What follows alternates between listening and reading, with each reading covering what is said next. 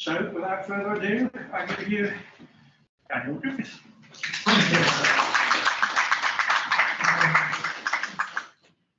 This is not the first time that I've addressed the Nottingham Pagan Network, but it is the first time that I've visited you at your new venue, which is very nice and a lot less noisy than the last one. I have, of course, spoken in Nottingham before. I've spoken at Imperium 4 or 5 times now, and I visited the Salutation some years ago for an event that was organised by the Clan of Tubal Cain. So I'm not a stranger here, but I've never yet met Rosie, which I believe is the ghost downstairs. She won't talk to me. I'm aware that tonight's lecture is being recorded and may be broadcast live or at some future time. It is therefore necessary for me to clarify the copyright status of the lecture tonight. Although I, Daniel Bran Griffith, retain the copyright of the content of this paper and the associated research, I grant in perpetuity to the trustees of the Nottingham Pagan Network the right to use, broadcast, or to otherwise share any recordings made tonight for non-commercial educational purposes. And Howard has a signed copy of that release. So if you can save your questions for the end, and I will begin. And I begin with a poem, which many of you may know. Who killed Cock Robin? I, said the sparrow, with my bow and arrow. I killed Cock Robin. Who saw him die? I, said the fly, with my little eye. I saw him die. Who caught his blood? I, said the fish. With my little dish, I caught his blood. Who'll make the shroud? I, said the beetle. With my thread and needle, I'll make the shroud. Who'll dig his grave? I, said the owl. With my pick and shovel, I'll dig his grave. Who'll be the parson? I, said the rook. With my little book, I'll be the parson. Who'll be the clerk? I, said the lark. If it's not in the dark, I'll be the clerk. Who'll carry the link? I, said the linnet. I'll fetch it in a minute. I'll carry the link. Who'll be chief mourner? I, said the dove. I mourn for my love. I'll be chief mourner. Who'll carry the coffin? I, said the kite. If it's not through the night, I'll carry the coffin. Who'll bear the pall? We, said the wren, both the cock and the hen. We'll bear the pall. Who'll sing a psalm? I, said the thrush. As she sat on a bush, I'll sing a psalm. Who'll toll the bell? I, said the bull. Because I can pull, I'll toll the bell.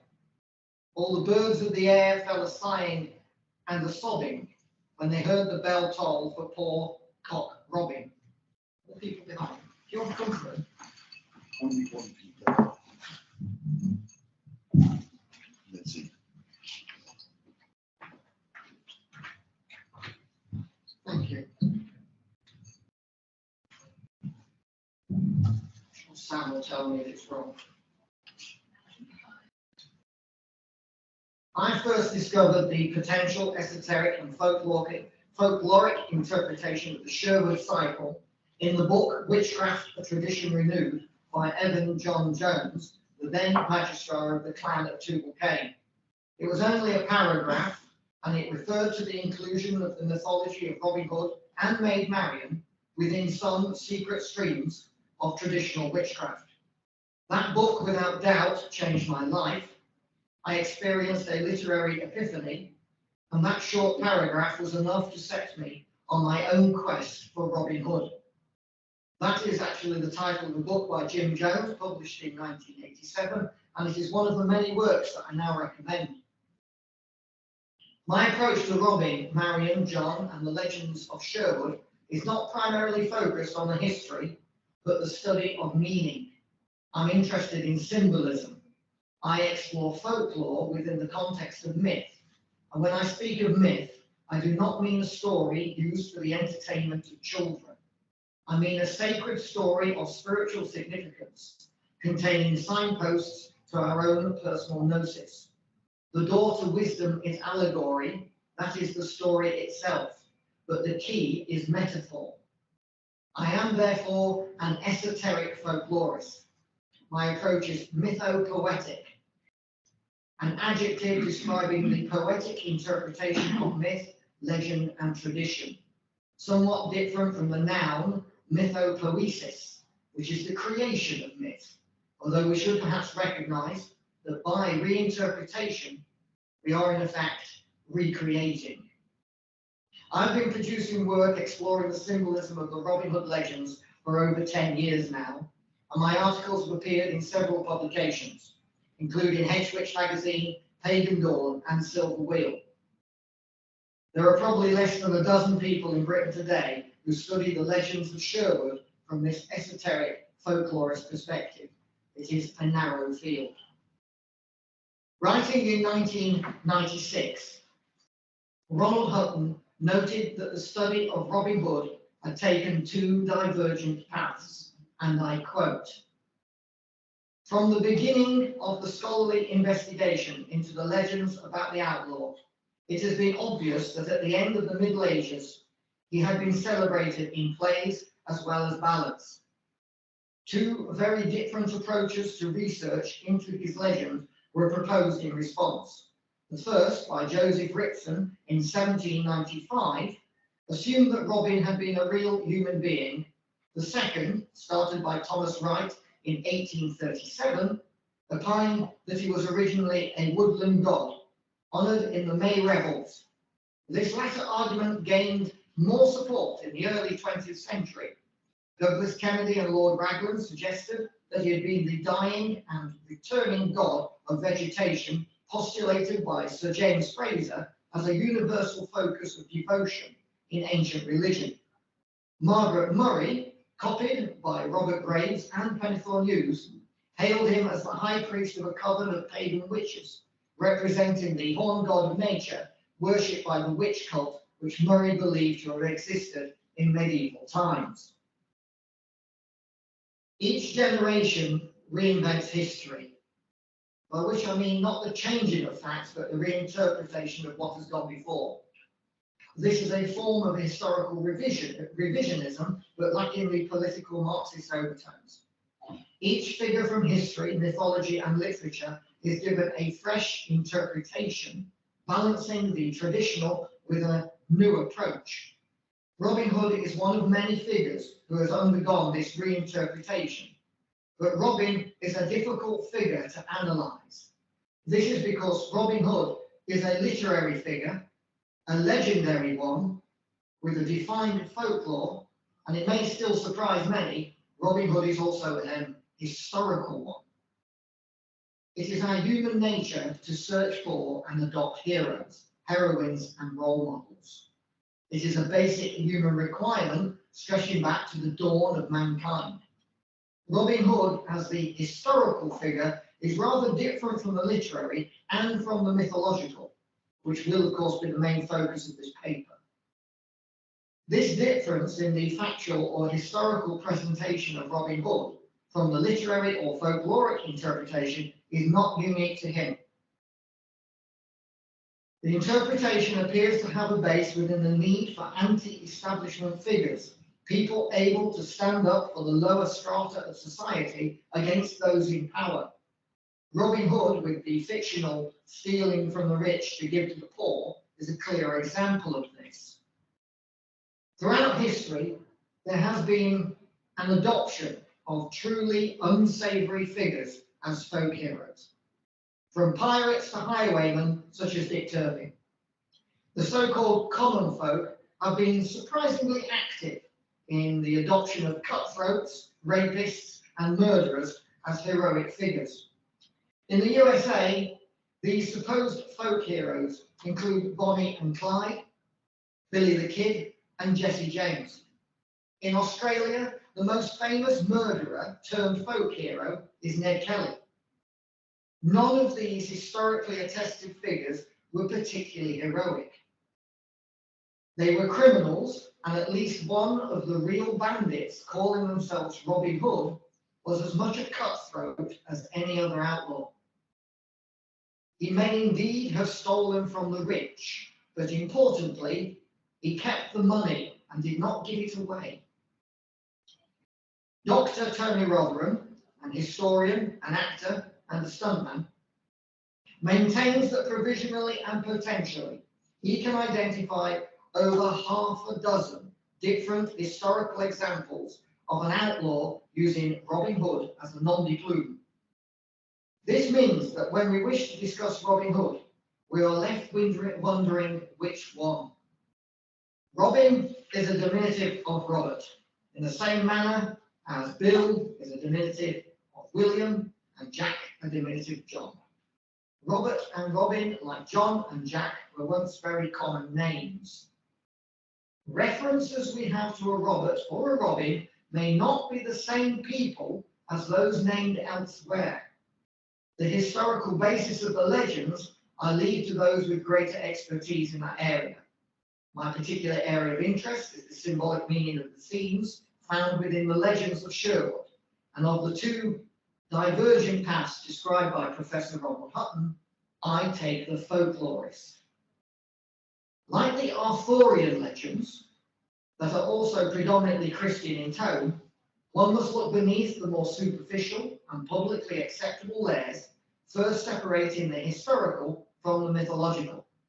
Once this is done, one can begin to explore both canons within the context of folkloric and esoteric symbolism, taking allegory as both our inspiration and our measure on the quest. One rather difficult aspect regarding the interpretation and deciphering of the Sherwood cycle is that it does not appear to follow the usual pattern of Jungian archetypes, or the motifs of accepted literature. For example, Arthur is the lost prince or the golden child. He's an individual who grows up ignorant of his true identity. He is ignorant of his royalty and his special place in the world. Luke Skywalker in the original 1977 Star Wars is the same golden child, and like Arthur, he is guided by that other Jungian archetype, the sage or wise man. Obi-Wan Kenobi is Merlin. In the Harry Potter stories, the main character is this same lost prince, and like the others, he has his own elderly guide, Dumbledore. Issues can arise when we search for other motifs, themes, and archetypes. In the Harry Potter stories, Hagrid and Ron Weasley take turns as the comic relief. In Star Wars, this role is represented by several characters, but primarily by two robots. Where are these themes in the Ballad of Robin Hood? Protagonists are easy to identify. We can easily draw comparisons between Darth Vader of Voldemort and the Sheriff of Nottingham. Other roles are less clear and raise questions of validity. Is Hagrid a version of Little John? Is Friar Tuck the only comic relief in the Sherwood cycle? Issues arise yet again in regards to the early ballads, as it is Robin himself that takes on the role of comic relief, frequently involved in adventures that require his rescue by Little John or Will Scarlet. Robin is neither the best fighter nor the best archer. Both honours belong once again to Little John. His leadership is based on a natural charisma and the ability to see the greater plan, even though he may miss some minor details. It was the Elizabethan playwright Anthony Munday who, in The Downfall of Robert, Earl of Huntingdon, began what has been called the gentrification of Robin Hood. This modification of Robin Hood reaches its apotheosis in the 1883 novel, The Merry Adventures of Robin Hood of Great Renown in Nottinghamshire by Howard Pyle.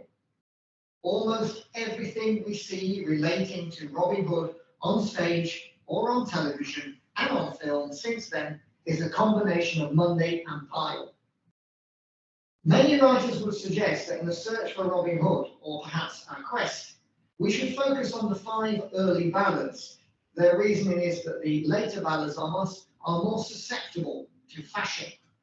The change from common outlaw to disenfranchised Norman lord is made to appeal to the aristocracy, who at the time were beginning to take an interest in the stories, perhaps even before Anthony Munday put quill to parchment.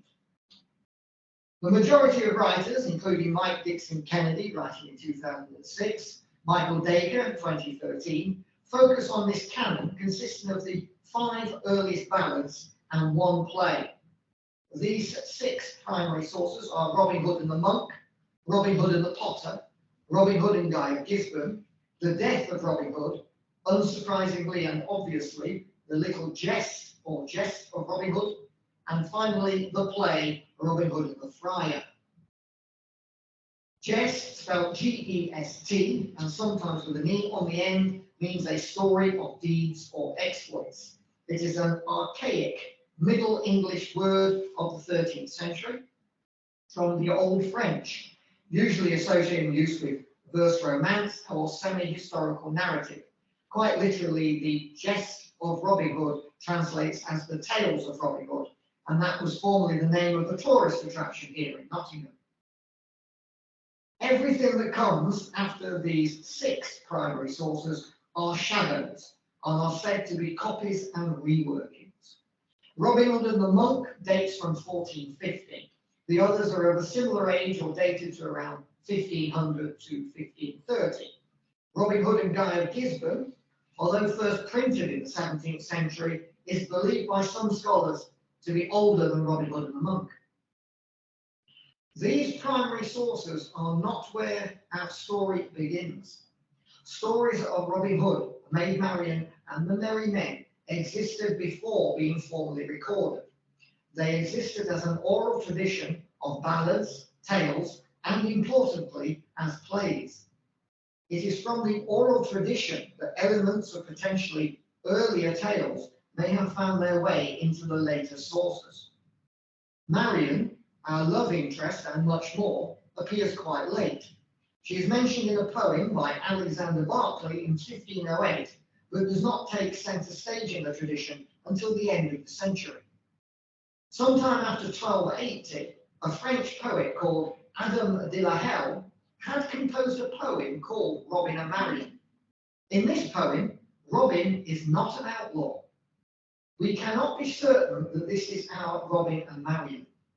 If this is our Robin and Marian, this is our earliest reference, and it is French, not Saxon, and certainly not English.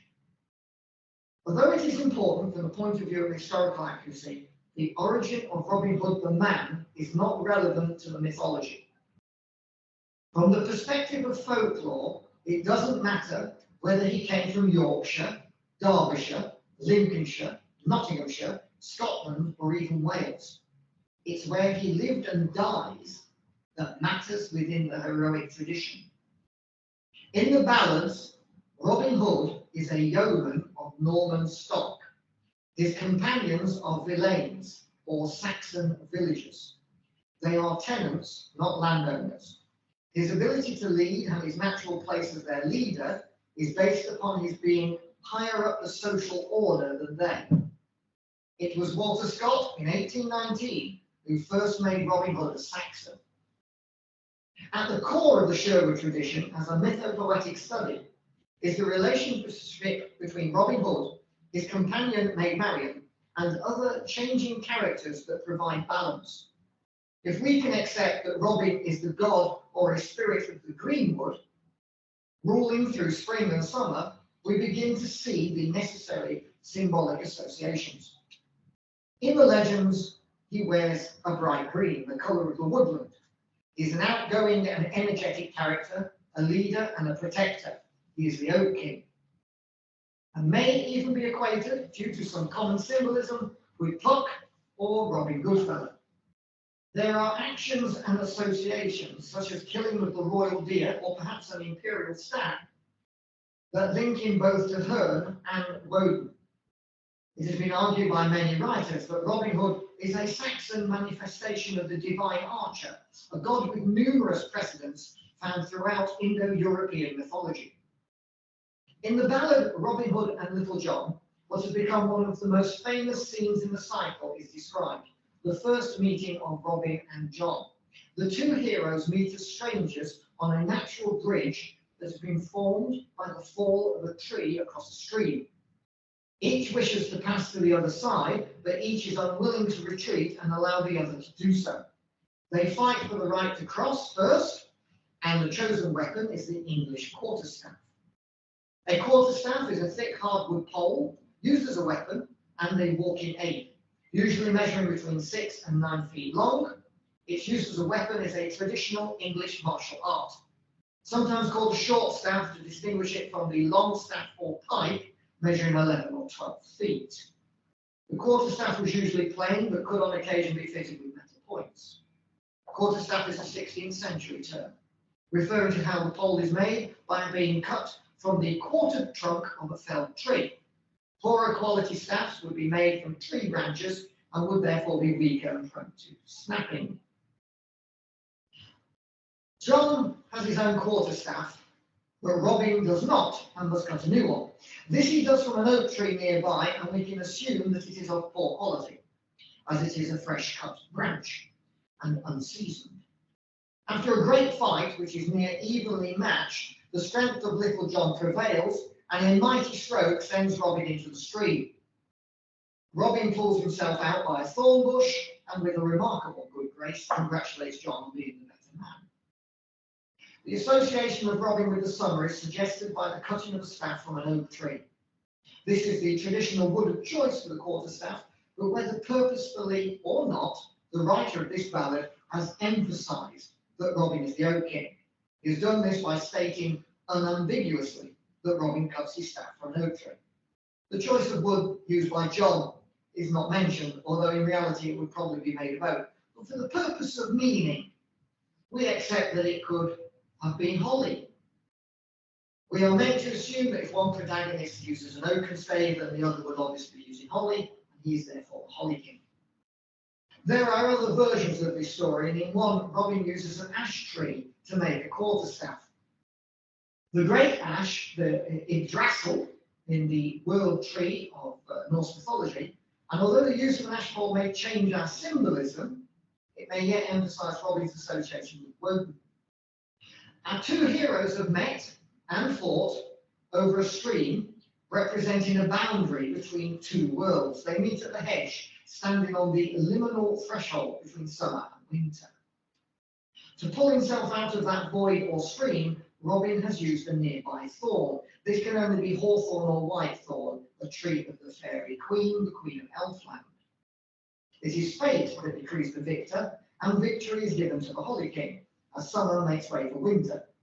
One can go further and suggest that whitethorn as the tree of summer, balanced by blackthorn as the tree of winter, represent the two faces of fate. The dark twin is Guy of Gisborne. He replaces John as the Holly King in the legends to provide the necessary balance. Guy makes his living as a bounty hunter and is described as being clad in darker clothing, wearing a horsehide cloak, with the facial mask as a hood. These associations, a hunter of people, the horsehide, and brown clothing, mark Guy as a symbol partly of death, but primarily of winter. The horse links him with the crone goddess of winter, and he may even share some symbolism with the Marilud of Wales. In the ballad Robin Hood and Guy of Gisborne, we see the battle of the Oak and the Holly Kings for the right to rule. Robin is near defeated in his fight with Guy of Gisborne, but finds new strength by calling upon the Virgin Mary. Robin defeats Guy of Gisborne, decapitating and mutilating his body. Robin has not called upon the Catholic saint in the conventional sense, but upon the goddess of fate, the queen of the otherworld or Elfland, represented physically by the maid Marian. It is fate that decides who shall rule, and here she gives victory to Robin as he banishes winter. This time, and unlike the ballad Robin Hood and Little John, victory is granted to the Oak King. The symbolism of swords and stones, their pairing and unification, is a common motif in mythology. The most obvious illustration is that within the Arthurian cycle, where a sword must be pulled from a stone to confer a valid and rightful kingship upon the bearer. Here, the actual penetration of the rock by a blade is a symbolic representation of the divine union of heterogender principles, the unification of the Sky Father with the Earth Mother, the Hieros Gamos itself, in which the god and goddess are conjoined. By drawing the sword, Arthur takes upon himself the role of an earthly representation of the divine King of Heaven, recognizing that his kingship is granted or bestowed by the goddess herself. To again validate his claim to kingship, Arthur marries a recognized princess, and it is the marriage to Guinevere that confers his rights, for it is she who represents the goddess manifest on earth. In a mythological and poetic sense, Arthur is a divine king and a solar hero. There are no magic swords in the ballads of Robin Hood, but there is another phallic symbol of significance. That is the arrow. We have child ballad number 152, first recorded in the 18th century, but older. That ballad is Robin Hood and the golden arrow, not a silver arrow, a golden arrow, symbol of the sun and masculine in association. Walt Disney correctly used a golden arrow in the 1973 film Robin Hood, but Richard Carpenter, in the Robin of Sherwood television production, changed it to silver as he wished to introduce a lunar symbolism.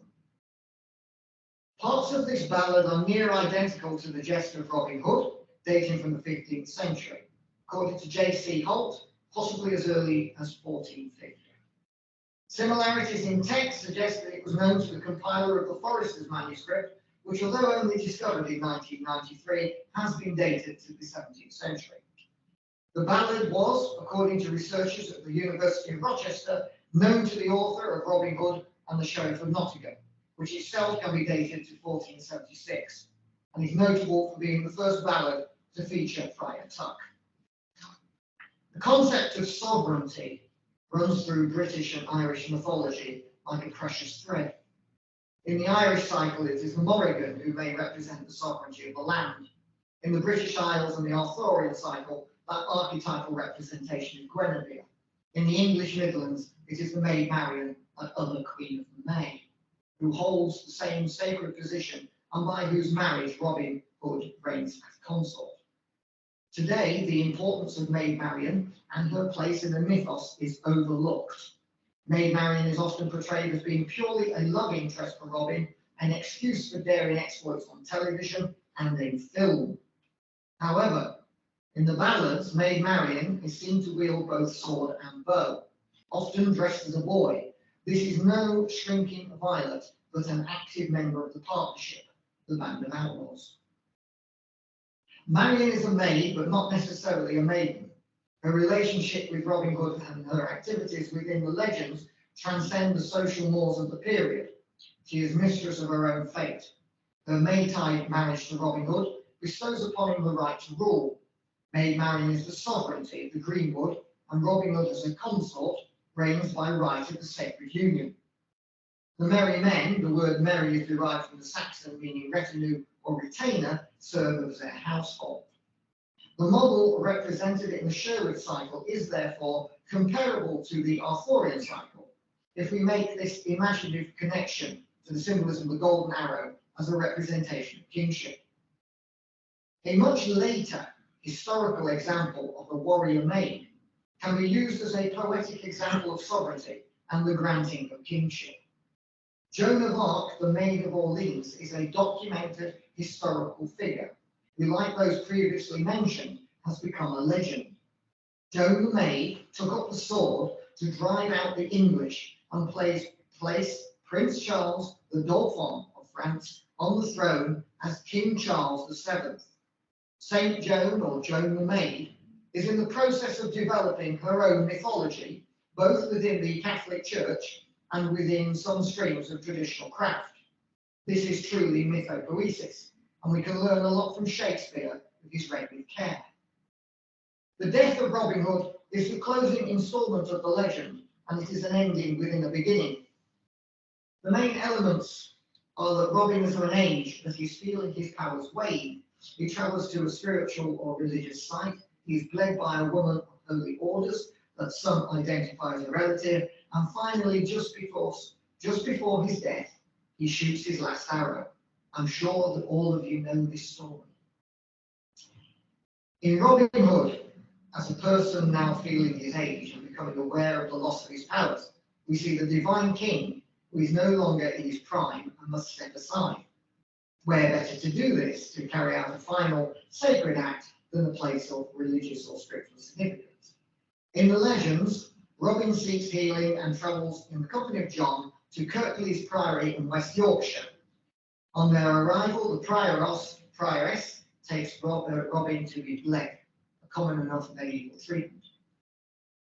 In Child Ballad 120, we have this last journey of Robin Hood described in two versions, text A and text B. Text A is the older, it's more primitive, and rather less refined. It's also sadly incomplete. In text A, but not in text B, Robin and John meet an old woman by a stream.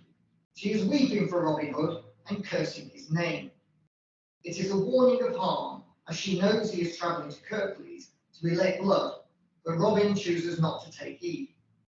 Clearly, this is a supernatural phenomenon, an omen, and she is reminiscent of the washer at the ford of Irish mythology, stationed as she is on the stream, the liminal boundary between two worlds. She is his fate. Here there are 2 points of significance. The first being that we have the giving up of what can be seen as the blood royal, the holy blood of the king. The divine king is now the sacrificial king. The real historical Robin Hood is likely to have been poisoned, but from an esoteric perspective, the shedding of the blood royal is of greater significance. The second point of significance is that a holy woman, who may possibly be a member of the same clan, carries out, or at least supervises, the bleeding. Once again, we meet Our Lady, the goddess of fate, but now she is in the guise of the Pale Mother, detached, impartial, and doing what must be done.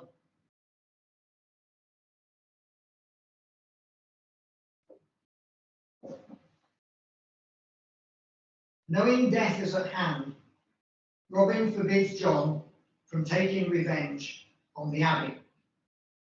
Robin accepts his role as sacrificial king and calls for his bow. His final act is to fire one last arrow, declaring that he is to be buried or laid to rest wherever it lands. It takes strength to draw a bow and fire an arrow, more strength than an old man, weak and dying, would be expected to have. The shooting of this last arrow is the final heroic act of the dying Robin Hood, but it is purely a symbolic one. The arrow is the spirit of Robin Hood, soaring high to his place of rest, the sun, the sky, the halls of the Saxon gods. It's also a shaft of light representing his divinity, the passing of his power and his office to another. Robin Hood is symbolically buried where the arrow falls because the spirit of the divine king comes to rest within the next recipient of the arrow. Writing in 1995, Phillips and Keatman devote an entire chapter to Marion and the prioress of Kirklees. They are addressed together as being interlinked. Marion is the alpha and the prioress is the omega. One bestows kingship and the other brings it to an end. One is sovereignty and the other is fate. Drawing upon Robert Graves, we have the goddess whose colour is white. In truth, Maid Marian and the prioress of Kirklees are two faces of the same being. One is Whitethorn and the other is Blackthorn. Both represent sovereignty and both represent fate. And that is the first half. Thank you.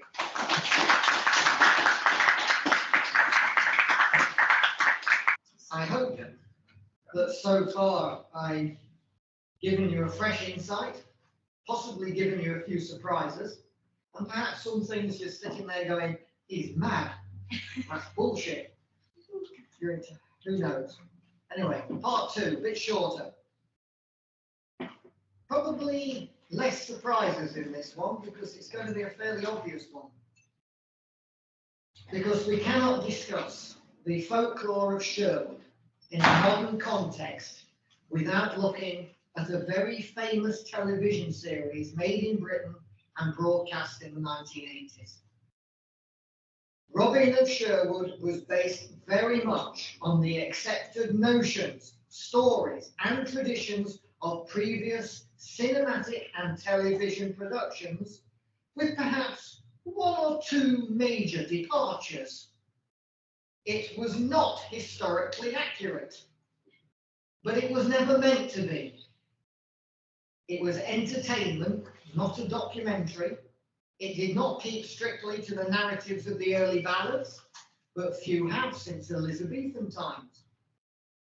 Robin of Sherwood ran from 1984 to 1986, with Robin first played by Michael Praed and later by Jason Connery.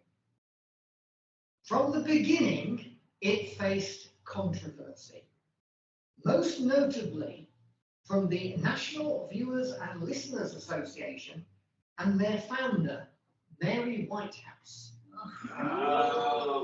The National Viewers and Listeners Association was founded in 1965 as a replacement for the Clean Up TV campaign.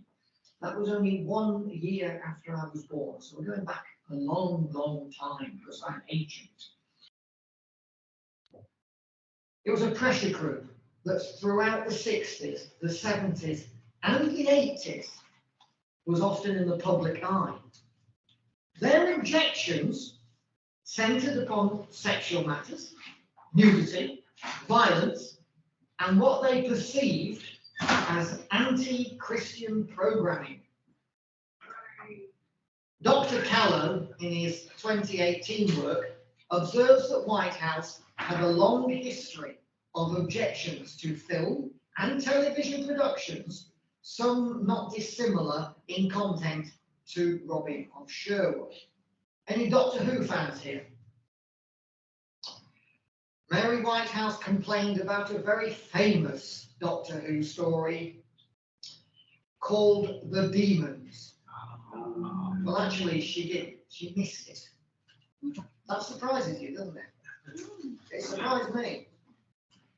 In that 1971 story, it featured a coven led by the original master, played by the brilliant Roger Delgado, a demon called Azel, and get this, it featured quotations lifted directly from the Gardnerian Book of Shadows. The Devils is a film directed by Ken Russell and starring Oliver Reed. It was released in 1971, the same year as the famous Doctor Who story. Whitehouse did not miss this one, and her complaints added to the controversy that nearly destroyed Ken Russell's career. In the 60s and in the 70s, Whitehouse was a power to be reckoned with. When she took on Richard Carpenter, the creator of Robin of Sherwood and Catweasel, she fared less well. In a famous face-to-face debate, Carpenter introduced himself this way: "I'm Richard Carpenter, and I'm a professional writer." He then turned to look at Mary Whitehouse, and he said, "And you're a professional what, exactly?" Mary Whitehouse replied, "I'm not a professional anything." And Carpenter came back with, "Good, now I know I'm dealing with an amateur." That cutting exchange actually silenced Whitehouse. I observe, and with all respect to the memory of Richard Carpenter, I am not a professional writer or researcher. I am an independent scholar of folklore and the esoteric. I am an amateur. The point I'm trying to make is that people have begun to defend themselves more vigorously and sometimes even win the argument. In the 1980s, the influence of Whitehouse was beginning to wane. She was becoming something of a joke and a caricature of her younger self. There was in the late 80s and early 90s a radio and television comedy program called The Mary Whitehouse Experience. She was even a caricature on Spitting Image. The objections of Mary Whitehouse to Robin of Sherwood kept to the pattern of previous complaints made regards other film and television productions, with one significant departure. Whitehouse objected very strongly to what she perceived as satanic elements in the episode called The Swords of Wayland, and to pagan overtones represented by the character Herne the Hunter. Richard Carpenter knew his Shakespeare, and it is this character, as well as a Moorish warrior, that he introduced to television audiences completely fresh to the Robin Hood corpus. This is what sets his interpretation apart from all others. Herne the Hunter does not feature in the ballads or plays. Any suggested pre-Christian elements, if they exist, are not obvious and remain unclear. Carpenter's interpretation was blatant in its pagan themes with this Lord of the Trees. This character was portrayed by a very fine British character actor, the late John Abernethy. Sadly, his name today is very little known. Herne the Hunter, to paraphrase Callow, is depicted as a rather threadbare shaman, partially masked, dressed in deerskins, and bearing a headdress. The pagan elements are obvious to us now, and they were certainly obvious to Whitehouse in 1984. For those of you who are fans of Robin of Sherwood television series and those with an interest in the mythology behind the legend, I draw your attention to the Robin Hood experience here in Nottingham. The owners have acquired, or rather have been lent, several props from film and television productions, including some from Robin of Sherwood. In one of the upper rooms of this tourist attraction is the Herne the Hunter costume from the television series. This is not a copy, it is the genuine prop worn in the Goldcrest Films television production, and as such it holds a very special place within the Robin Hood environment.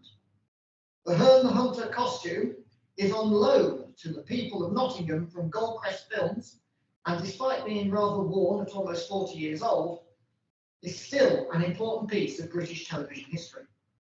Its gracious loan was arranged by the aforementioned actor and historian Tony Rotherham, and for many years the costume was on display at the Tales of Robin Hood here in Nottingham. In bringing this paper to an end, I want to add a caveat to my conclusions, if we can call them that. I do not consider myself to be an expert on this subject, although I am aware that some do consider me to be an authority.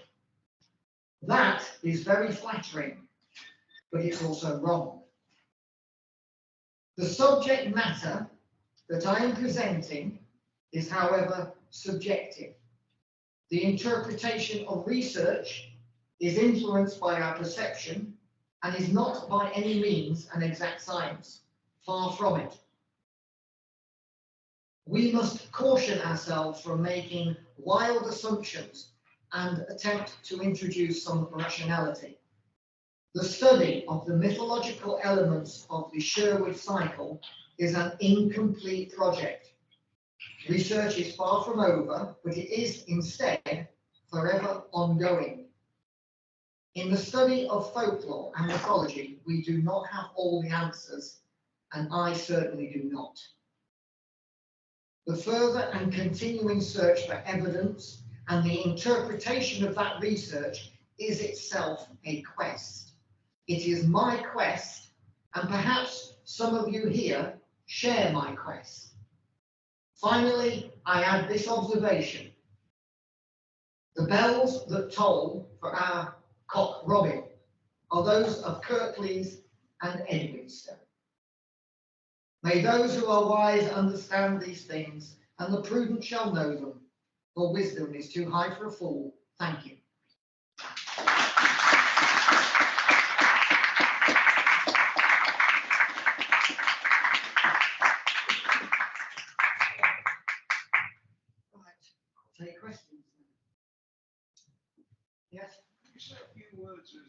Robin in the figure of the trickster? I haven't looked specifically at that, to be quite honest with you, but it shouldn't come as any surprise or revelation. My own theory, if you can, or hypothesis, is that Robin Hood as a mythological figure is a Proto-Indo-European myth, far older than we think, that has somehow been grafted on to a historical person. So, yeah, I think there's elements of the trickster there. I think they're hidden, but yes, I think that's quite logical. I wouldn't go so far as to compare him with Loki. I think in Norse mythology there are other gods, Holder, for example, that you can compare him with. And I think we can sort of draw comparisons with, as I refer to, certain other mythological figures, particularly Greek mythology. But that's an area I need to really look into. Yes? In the story, one of the jest-selling features Richard of the Lees. Yeah. And there's obviously clearly an element of Robin delighting in putting one over on the establishment represented by the bishop. Yeah. The interesting thing about the, I was reading up some of my notes earlier today, about that is, you see this little twist in the literary area. In the early ones, he's much more of an anti-establishment figure. And as it develops, he becomes gentified and becomes more acceptable. And then later on, around about the Victorian period, he starts going into more of a children's story. But he was never originally a children's story, because the early ballads are quite violent, you know, with murder, rape, and all sorts of things, and such things as in putting one over on people. Now, the Bishop of Hereford is naturally interesting piece there, because the stories that feature that character date from post-Reformation. So the writers have done a sort of historical anachronism and backdated some of the stories as an anti-Catholic piece of propaganda, which of course the Tudors were very popular, very strong on. So you've got running through the legends, the ballads particularly, is political motifs and an underscore. So you've got the common people, in particular in the earlier ones, having a go at the aristocracy. Then it starts to twist slightly. And the aristocracy are being attacked, but you've still got to attack someone, so it's going to be an evil lord or a bishop. It's quite interesting politically. And you could read the ballads as a social commentary on medieval England. Yes. This is less of a question, more of a comment to Mike's thing about the tricks. I was just going to make a recommendation that Tony Rotherham, as you previously mentioned and discussed, has many good examples of Robin Hood being the antagonist and also the chap that has to be saved and being sort of the catalyst for things in a trickster-like fashion. So if either of you wants to research more, Tony Rotherham is a good man to reach out to in that regard. I can't remember which one it is in now, but there's one of the later ballads, I think, where Robin Hood is making love to a maid of the village, and her brothers come looking for her. And he kills the first one, then goes back to making love. The second one comes and he kills him and goes back to making love. And he does it 3 times. It's like, obviously the sister didn't care much for her brothers or something. But it's like, it gets sanitized. And then, but the early ballads are not, you know, they're rowdy. They're what people would have been singing in a pub like this. Yeah. And they're not children's stories. I mean, there's one observation, I was making a few notes earlier, and this might be worth trying to think about it. In a sense, what we now see as Robin Hood is a 19th century creation, basically stemming from the romantic, artistic and literary movement that gave rise to the Pre-Raphaelites, Charlotte Guest's Mabignon, Mallory's La Morte d'Arthur. They're all part of that romantic school. But also at the same time, we have obviously Scott's Ivanhoe. I mean, everyone's favourite, Robin Hood is in Scott's Ivanhoe. What people don't realise is that Scott also wrote another novel called Rob Roy. And you've all heard of Rob Roy. Well, you know, a great hero fighting for the people. The real Rob Roy wasn't quite so nice. Rob Roy McGregor, who lived 100 years before Walter Scott, he probably wasn't quite as heroic. But then, you know, in the Victorian period, they invented the kilt and tartans. Yeah. You know, they did that. And then at the same time, you've got the Brothers Grimm in Europe collecting what is now the corpus of European folklore. When they finished that, they sat down and wrote a 4-volume study of Germanic mythology. The whole milieu is all interconnected. And it's been watered down into fairy tales over time.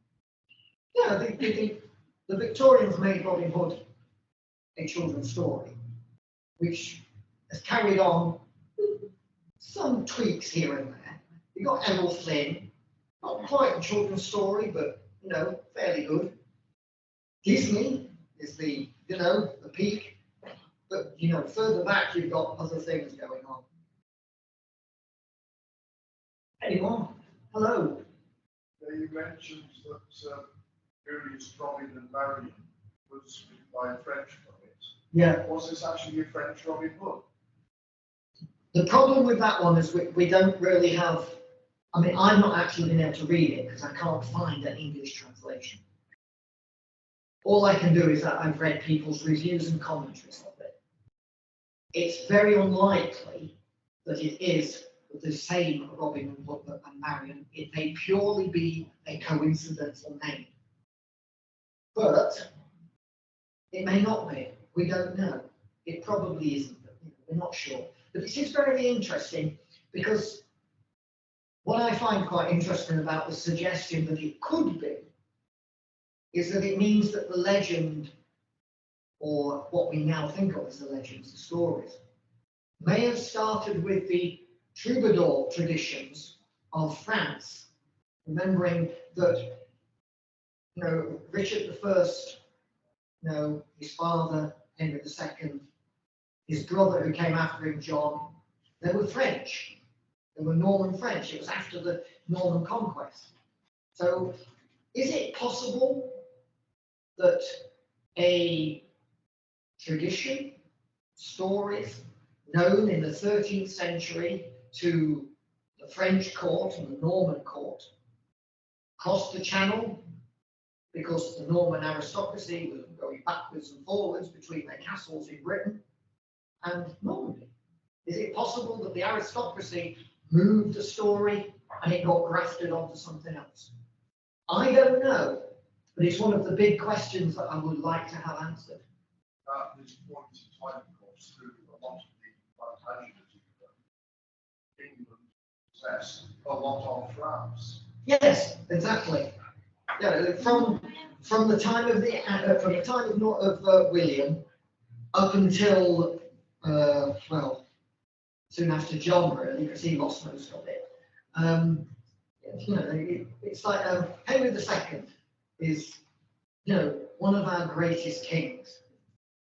He was King of England, Lord of Wales, Lord of Ireland. He got given Ireland as a gift by the Pope. The Pope just said, Ireland's yours if you can conquer it. So he did. He married Eleanor of Aquitaine when he was already Lord of Anjou and Duke of Normandy. So at his peak, he was, his sovereign was the King of France, but Henry II as Duke of Normandy, Count of Aquitaine and Poitiers and Maine actually had more of France in his possessions than the King of France. He had the biggest empire since Charlemagne.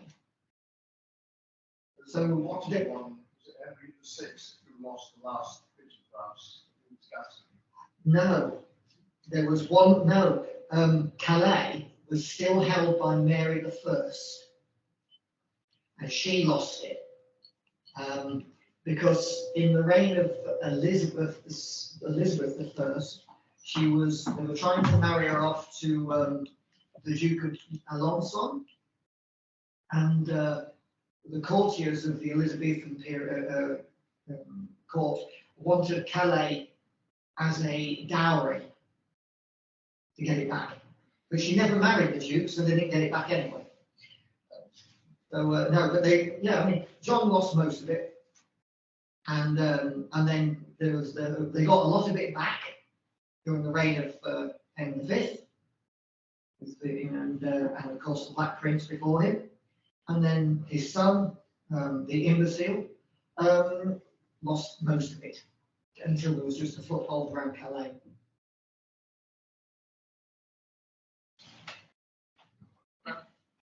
Thank you. It was very interesting. I came to Nottingham 35 years ago, thinking, great, home of Robin Hood. Disappointed with what I found the sources of what they gave you even back then. Even now, it's got worse. In fact, you're doing it just when the castle was closed. You're doing it done. And if I were traveling from somewhere in the world, knowing that Robin Hood, what a hero, let's go to Nottingham, let's look at this. Over the years, the various councils have done nothing with it, and not the socialist ones, because obviously he's a socialist hero. What is it in Nottingham, the councils, or whatever, that they cannot embrace this, son of Nottingham? Since I don't live in Nottingham, I'm not sure that I should comment on any kind of political comments on that. Good answer, good political answer there. But I will make some observations. You do have a statue. You've got a rather shoddy painting in the back of some shopping centre somewhere. The only thing, you've only got a few things that really link Robin Hood to Nottingham. That's the castle and the church where he killed some soldiers. A lot of his stuff is up north, and this is where, I'm sorry to say it, where the Yorkshire element comes in. Because an awful lot of the stories are up north, and also you've got to take into account the geography here. I won't forget you. No, I'm replying to him. The geography, the Foss Way and the Great North Road and all that. Dick Turpin wanted to use it, and Robin Hood was using it before him. It goes all the way straight through past Southall. Yes.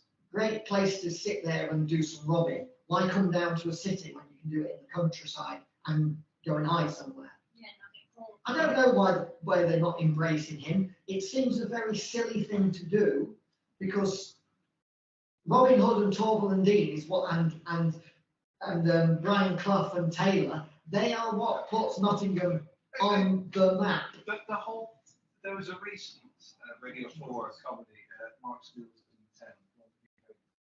Yeah, anybody went to Mark Steele's in town, and he did about Nottingham. He says, you've got more about other people. And what's Nottingham famous for? Robin Hood. You do nothing with it. And we do nothing with it. And I'm going to say Farnsfield or Barnesdale or whatever. We hold this and we've done nothing with it. Yeah. My answer was literally idiocy.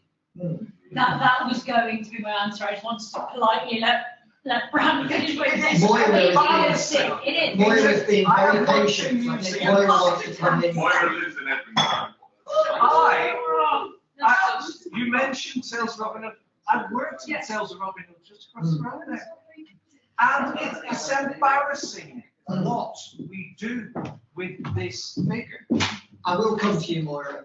Just one thing. I think this is where my friend Adam Greenwood is, I think, worthy of another mention. Because his business, the tourist attraction he runs, helps put it back in the public eye. Now, whether or not the fact that that's a private concern and not a council concern means that it's doing better is a political thing that I'm not going to get into.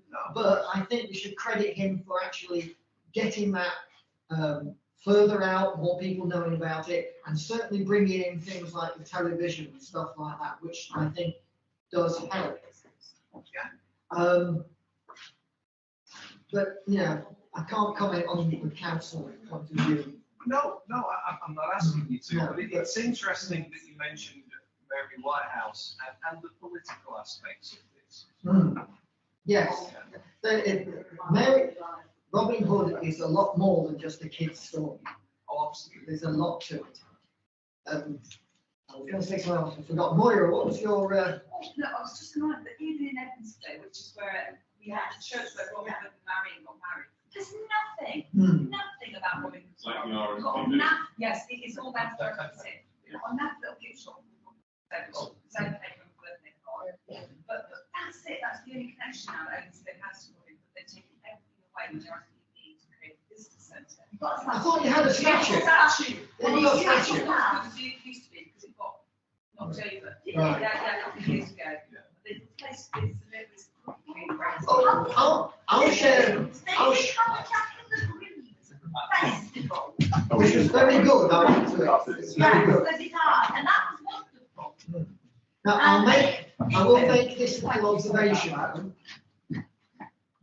I went to Newark, Civil War town history place, and I went to their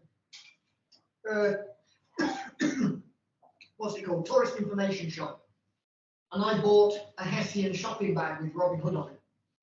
I didn't buy it in Nottingham. I didn't buy it in Edwinstown. I bought it in Newark. So other places are quite happy to grasp in and say, we can make money or we can promote this. And this is the thing with over the border, in Barnsdale, Sheffield, because they have got a legitimate claim because some of the stories are there. And they seem to be more willing.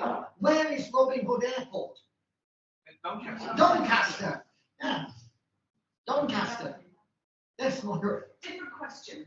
I'm intrigued by what you said about some of the series being related, quoting from Gardnerian Book of Shadows. I wish you could elaborate a little bit on that. I'm very curious. Right. Okay, that's the Doctor Who series, The Demons. Right, from 1971 or 1972, I can't remember what year I said. You will find it on YouTube, but not complete. But you will find scenes where there are these witches dancing around John Pertwee, they're going to kill him, and he gets rescued, and they are chanting little bits from the Gardnerian. I can't remember the exact wording now, but you will find it on YouTube. It's not. It's not. I don't think it's something that's very, very well known unless you're a real Doctor Who fan.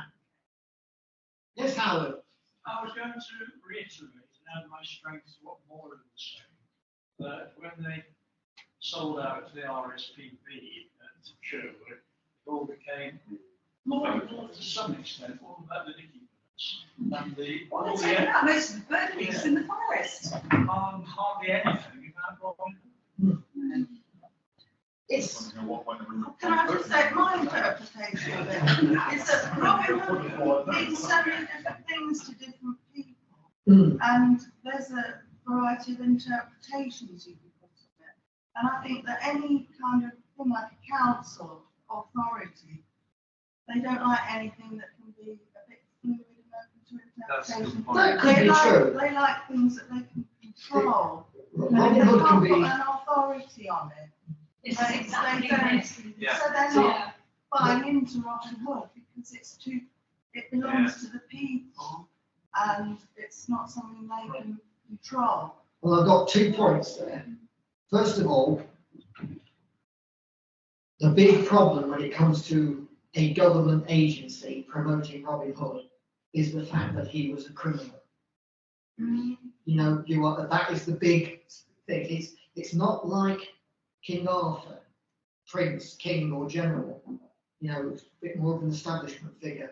You are actually promoting a criminal activity, and that throws up what they would interpret as ethical considerations. The other point is this. King Arthur is royalty. Robin Hood, even if he was a Norman yeoman, was still a commoner. And therefore you have the British class system at play. The interpretation of the two stories is mainly based on social economic class. That's never gone away, has it? So No. we're living it now, Yeah, so, you know. So the stories that way, you know, these stories that, you know, do you remember a television series about Dick Turpin, starring Richard Richard O'Sullivan? Yeah. They tidied that up no end to make him a hero. You know, this is it, the kind of reinvention of each one. There are two people over there. To say one very closely related thing is many of the modern versions of the story specifically feel like taxation, which no council is going to want to kind of Yeah, that's very true. Moira, were you going to say? No, it's fine. David? Just going back to Robin Hood and with the bishop and such. Mhm.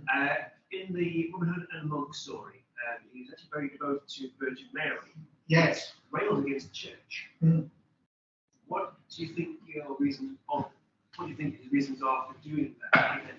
I think this is a difficult one. This is a very difficult one because I think what's happened is that his devotion to the Virgin Mary would, under normal circumstances, be used by Protestants as a stick to beat the Catholics. But it seems to be so ingrained within the mythos of Robin Hood that they couldn't take it out. So you've got that left in as a bit of an anachronism while they're still attacking the church represented by Hereford. But also the other point to note is that Hereford is a long way from here.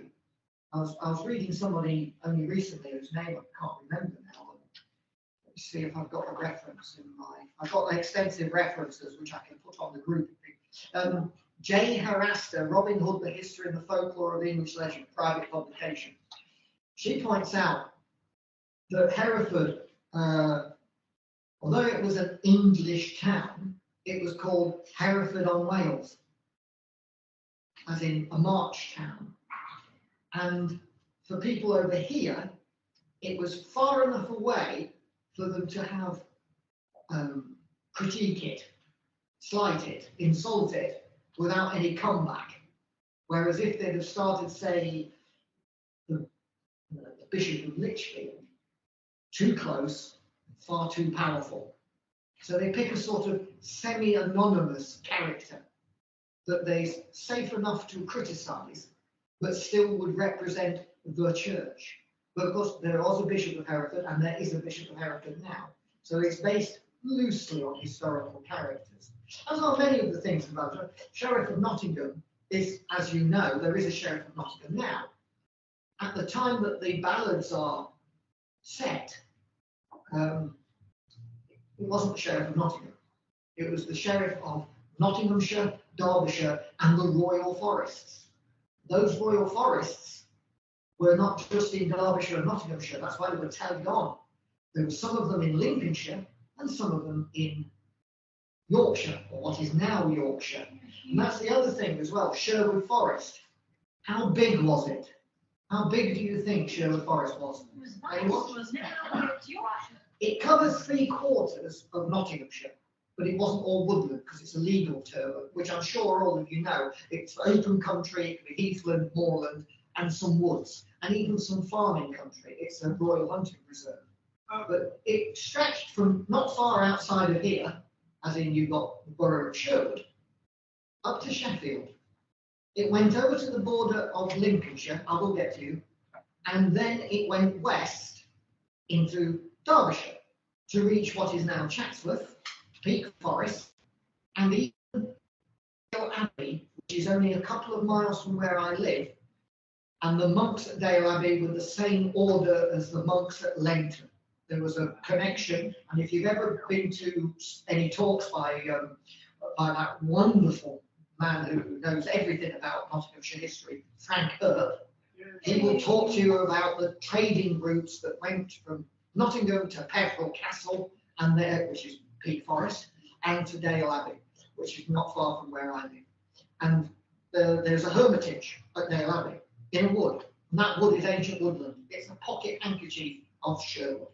So that's how big Sherwood was. Huge. But it wasn't all woodland. That's important. Sorry. No, you mentioned about at the time of the ballads. I thought the ballads were written over various centuries. The ballads seem to start being written down sometime after 1450 and go on for about 100 to 200 years. But they existed as an oral tradition before that. And there's plays.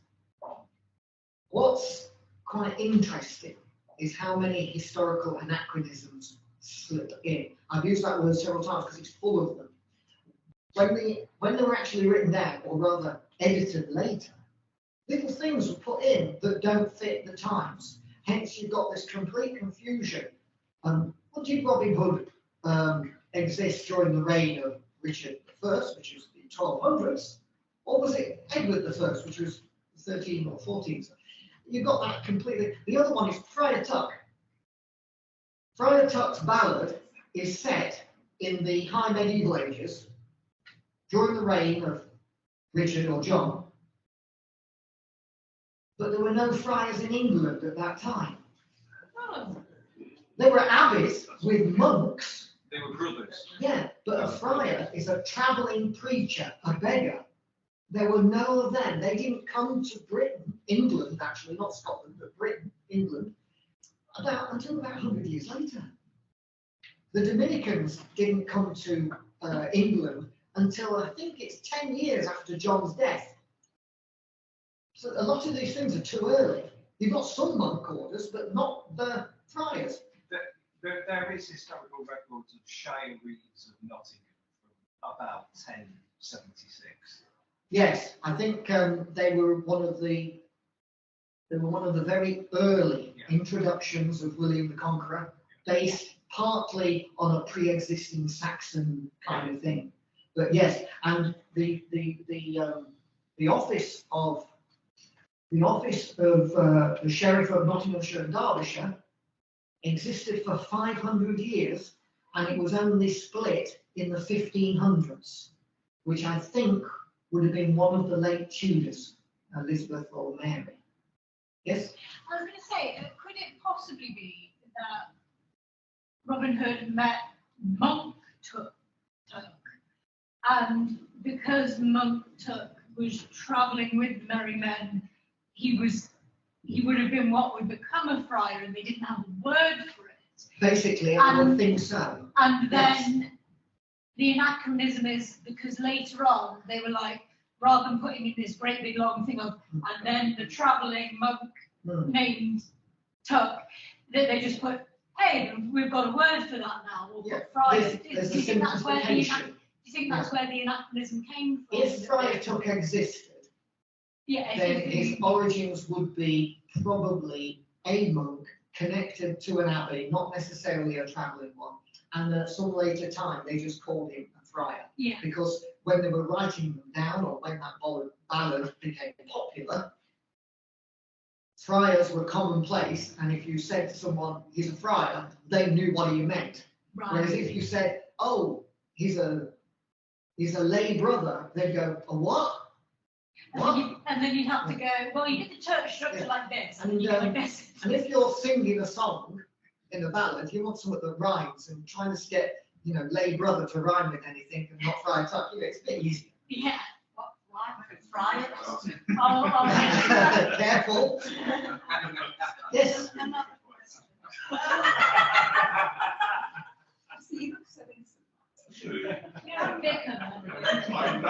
Want me to explain to yes. I hope you were impressed by my encyclopedic knowledge. Yes, I had a question about, you know, the bridge incident. Sorry? The bridge incident. Yes. With John and the stars.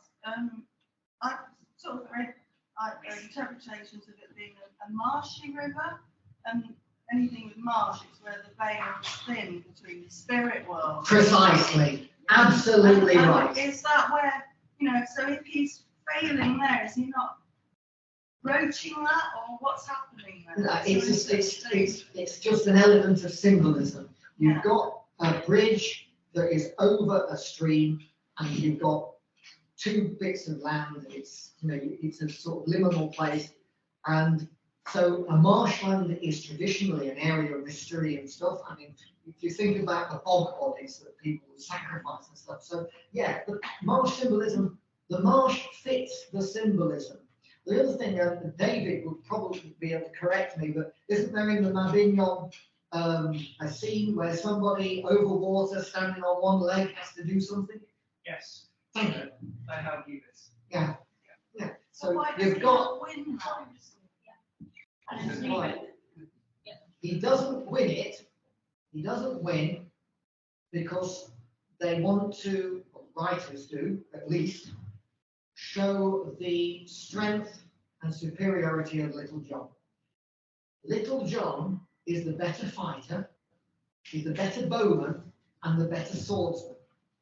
Robin Hood only becomes the better swordsman, the better bowman in the Tudor period and onward. Before then, he's the leader of the band, but he's not the best fighter. In fact, he could probably be whooped by Mitch the miller's son.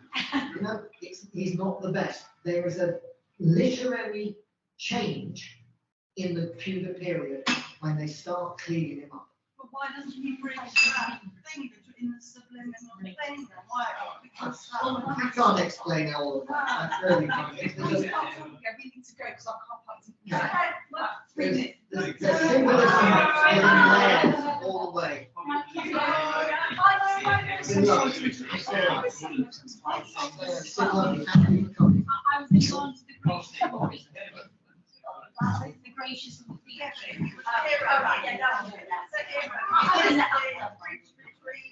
If I can just backtrack, can you still hear me? Did that get knocked? If I can just backtrack a little bit, I think from my point of view, he's got to lose symbolically because summer gives way to winter. And in the next one, he's got to win because it's the other way around. So it's a definite, he's got to, from a symbolic point of view. From a literary point, it's showing the prowess of Little John, John Naylor. I always find the names really interesting. And you've got Will Scarlett or Scatlock or something like that. You know, Scarlett is quite a common name in along the border of Derbyshire and Nottinghamshire, as is the name Naylor. So the ballads feature local family names, which I find gives it a certain localized historicity. That's all. Yes. I was just going to say, is it also narratively showing Robin's graciousness in defeat, that he is a good man because he compliments John on being the better man, and then you're like, oh, he's a good guy, he's not a tantrum, petulant child. He doesn't get up, draw his sword and stab him. Yeah. Which is what he probably was doing very early. Yes. But yes, he's becoming that one, a gentleman. Yes. Well done, John, you're the best man. But also, Little John is willing to accept his honor, like, yes, now you're my leader too, because you have been so gracious. Yes. But I think also we interpret him as the leader. But how much of it is it really, or is it really his peers? Slightly more on an equal level. It's an interesting thought. Also demonstrates his vulnerability. Yes.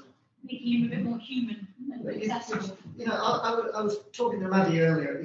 The symbolism. It's things like, you know, the drawing of the bow, the last heroic act. Shoots a bow through a window. Bury me where it lives, John, where it lands, John, please. It's a wonderful piece of narrative. It's a fantastic element in the story. It's also physically impossible. He's 80 years old, possibly. He's just been bled and he's on the point of death. He wouldn't have been able to throw a bow. No chance. It's symbolic. And this is the problem. You've got so much symbolism mixed in with the history and the legend that trying to peel back the layers can be very difficult. Yes? Just a quick, another plug for Franco, because he talks a lot about Townsendale, doesn't he? Isn't that where the thing over the bridge happened? I don't know. When it comes to the actual places that are associated with Robin Hood, I am not that knowledgeable of them because most of them are inventions. Well, Did he really kill 6 soldiers in St. Mary's? Or did he perhaps possibly just kill 1 or 2? Everything gets added to. Jesse James is credited with robbing dozens of banks. And historians look at it, it's like 50% of them were made up. He didn't do it. You know, he's accumulated this, and this, and this. But like Dick Turpin's famous ride from London to York. It was done, but not by him. Yeah. Another highwayman did that ride on a different horse. And the story got grafted onto Robin Hood, onto Dick Turpin. Yes. Just back to look on the did he kill 6 men in St. Mary's in the Robin Hood book. He actually writes how he fought some, but then a lot of them feigned death. Yeah, just so they wouldn't get hurt. I think I would have done that. Yes. It was a very sensible thing to do.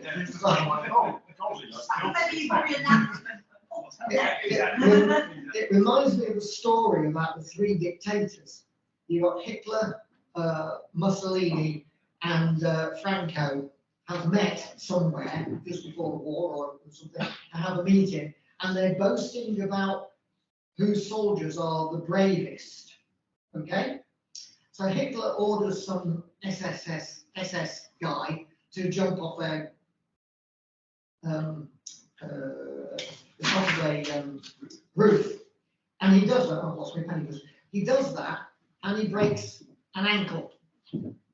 So everyone's very impressed. Wow, very brave. And then it's Mussolini's turn. So he orders one of his soldiers to go up to a higher building and jump, and he does, but he breaks both his ankles. And then they all turn to General Franco, and General Franco orders one of his soldiers to climb a higher building and jump off. And the soldier turns around to him and says, "Screw you, do it yourself." General Franco won the argument. His soldier was braving this. It's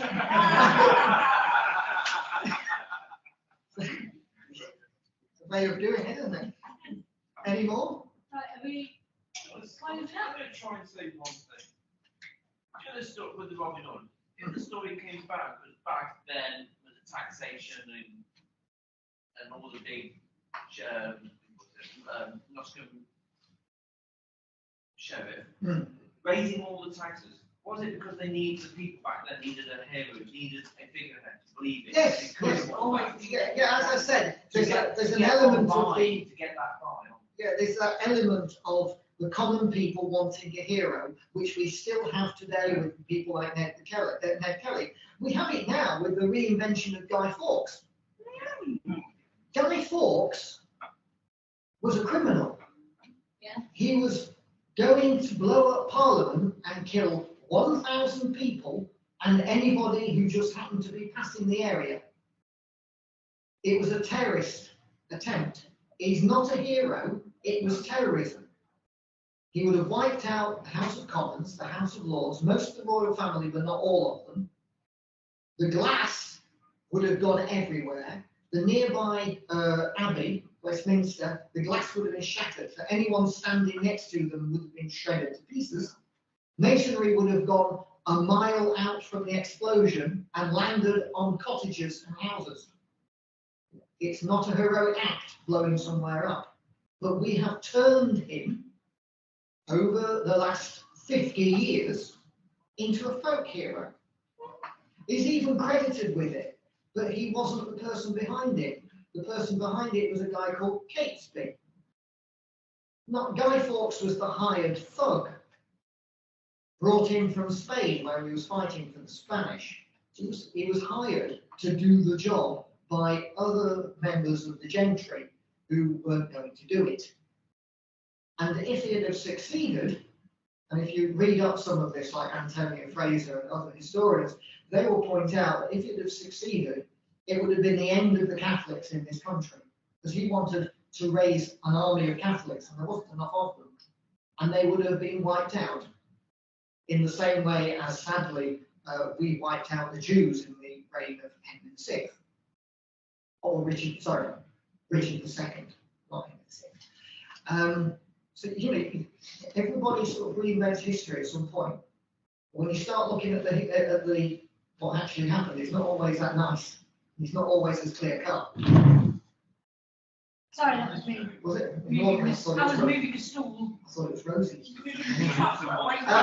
So, you know, you've got, so in a sense, you've got Robin Hood as a socialist hero fighting for the lower classes. He then gets changed into becoming more of a gentrified hero, but he's still fighting for the rights of the people, because even the rich don't like paying taxes.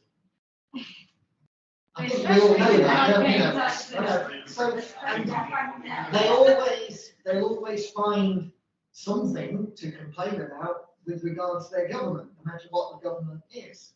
You know, so you know, it will be taxation, it will be not being allowed to dress your followers in livery, which is a law that Henry VII brought in, to, you know, all sorts of things like that. So they'll always find something to have a go at or complain about. And yeah, so you've got heroes all the time coming up from the underbelly of society. Most of them don't become as big as Robin Hood and, you know, Guy Fawkes, really. Any more? Right. Thank you.